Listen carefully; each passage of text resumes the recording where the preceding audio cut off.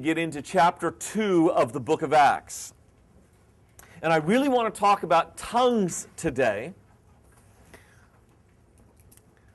But let me introduce the topic of tongues through the text of tongues when it comes in. Acts chapter 2. It opens up by saying, when the day of Pentecost came. Now, Pentecost is one of 3 festivals of the Jews where they were called pilgrim festivals because you're supposed to actually travel to Jerusalem for the festival. Fact of the matter is, most people in the first century did not have the resources or ability to make such a trip even more than once in their life. But according to the Old Testament, this is when you go to the temple and make your sacrifices. Three of them. Tabernacles in the fall, Passover in early spring, and 50 days later, as the word would indicate, Pentecost. Pentecost was actually the most popular feast, or I should say the most populated feast, because the Mediterranean was closed down to shipping until the middle of March. Has to do with storms. We just saw a storm come through Louisiana. I understand about, you don't want to be out in a boat in that kind of storm. So what they would do is they would forego Passover, which was right after the shipping lanes opened. They just couldn't get there in time. It takes about a month from Rome. Well, it doesn't take that long, but it takes a while from Rome. And you go when the weather's much nicer, when it's calmer seas. So Pentecost is a hugely populated feast, and this was the feast that people came from all over the empire. We'll see a map of that when we get to verses 11 and following. Now, they were all together in one place. And suddenly, a sound like the blowing of a violent wind. It wasn't a violent wind. It was the sound of a violent wind. And that's partially the point. It was the dry season. There were no winds in this season of the year in Israel. So the sound of a wind, without the wind itself, attracts attention. And then they saw that it came from heaven. Let me say that again. The wind comes from heaven and filled the whole house. Let me say it again. The sound of the wind came from heaven and filled the whole house where they were sitting. And we don't know exactly where this house was, because when the narrative begins, it talks about them being in a house. When the narrative ends, they're in the temple. So which is it? Let me give you a couple of options. Either it was the upper room where the Christians were, and they moved from the house to the temple. The traditional side of the upper room is in the southwest side of Jerusalem. The temple is on the eastern side of Jerusalem. It would take a good 10, 15 minutes to walk the distance, at least. And I wonder why it attracted such attention if it really was in the upper room. So my suspicion is when he uses the word house, he's actually talking about the temple itself, that they were in the temple, i.e. the house of God, or one of the rooms of the house of God. It filled the place where they were. That attracts the attention of the thousands upon thousands of pilgrims that come to Pentecost. Give you some numbers.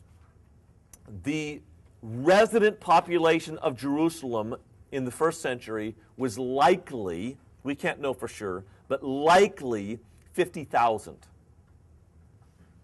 Josephus, who I'm not going to say he's a liar, he just exaggerates like all the time. Thank you. Josephus said, I think I remember the numbers right, over 200,000 lambs were killed at Passover. That's a lot of lambs, particularly given that one lamb would only be eaten by 10 people. I mean, it'd take at least 10 people to eat one little lamb. Because you got to eat it all. That's kind of the Passover rule. That would mean over 2 million people in Jerusalem. Again, I think he exaggerates. However, he probably doesn't exaggerate by more than 10 times. And maybe more than just 5 times.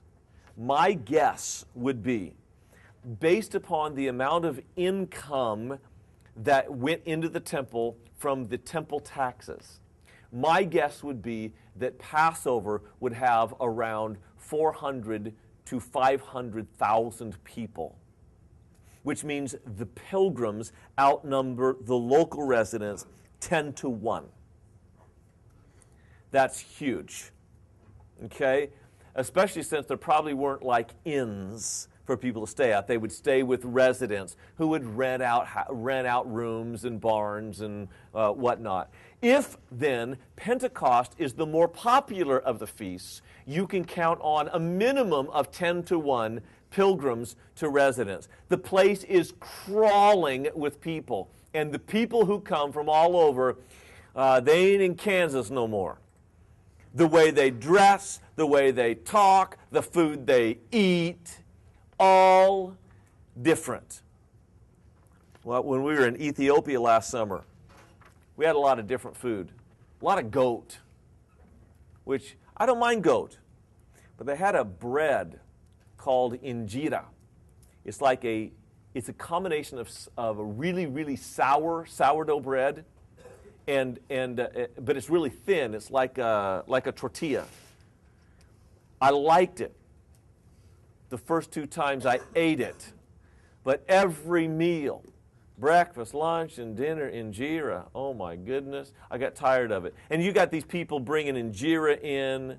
I was in the Philippines once, and they had all this meat that was hung up there. And I'm going, that's too small for a goat. And the missionary said, oh yeah, that's dog. You got people bringing, quarters of dogs with them, and I mean, not literally, but different food, different dress, different language. It was a menagerie of people, and in the midst of this, you've got this supernatural occurrence of this wind rushing in. Everyone's going, what in the world is that? And then they saw the light. It was like fire, not fire. It says it was like fire. Verse 3, they saw what seemed to be tongues of fire that separated and came to rest on each of them. This fire was interesting because the flame didn't go up, it actually came down. And then it divided. And you got a little something on his head and a little something on his head. Daniel. So is this talking about just the disciples, or? Now that is the question, isn't it? Because all it said the whole time is they and them, and if you